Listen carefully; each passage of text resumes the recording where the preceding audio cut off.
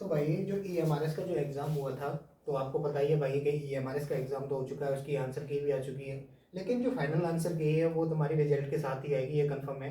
तो देखिए भाई, जो EMRS रिजल्ट जो है वो उसकी एक अपडेट निकल के आ रही है। आज मैंने एक सूत्रों के अकॉर्डिंग मुझे पता चला कि इसका जो रिजल्ट है वो 31 जनवरी से पहले बिल्कुल कंफर्म आ जाएगा भाई। क्यों? क्योंकि आपको पता है कि इसका जो EMRS का जो सेशन है वो 1 अप्रैल से शुरू होता है। तो ये तो कंफर्म है कि 1 अप्रैल से पहले पहले EMRS को अपनी जितनी बार वैकेंसियाँ टीचिंग या नॉन टीचिंग की वैकेंसियाँ वो सारी वैकेंसियाँ कंप्लीट करनी होंगी।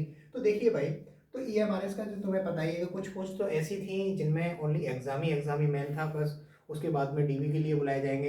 लेकिन कुछ पोस्टें ऐसी भी हैं, जैसे JSA की पोस्ट थी। उस JSA की पोस्ट में फॉर टाइपिंग के लिए भी बच्चों को बुलाया जाएगा। तो उसके लिए कम से कम 15 दिन कम से कम टाइपिंग के लिए भी वो देंगे। तो कहने का मतलब ये है कि इसका 31 जनवरी तक रिजल्ट आ जाएगा भाई। और फरवरी में इसकी ऑल प्रोसेसिंग कंप्लीट हो जाएगी। तो EMRS का जो रिजल्ट है वो 31 जनवरी से पहले पहले कन्फर्म आ जाएगा।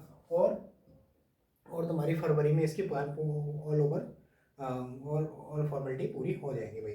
तो देखिए भाई, तो ये थी आज की इम्पोर्टेंट न्यूज़।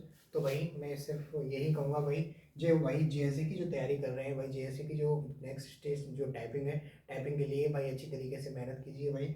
और लैब अटेंडेंट और भी टीचिंग वाली जो पोस्ट हैं उनके लिए तो डायरेक्ट उसका तो रिजल्ट आ जाएगा और वो फाइनल जिनका होगा उनका हो जाएगा। और एक ये भी बात है भाई कि इसमें 10% वेटिंग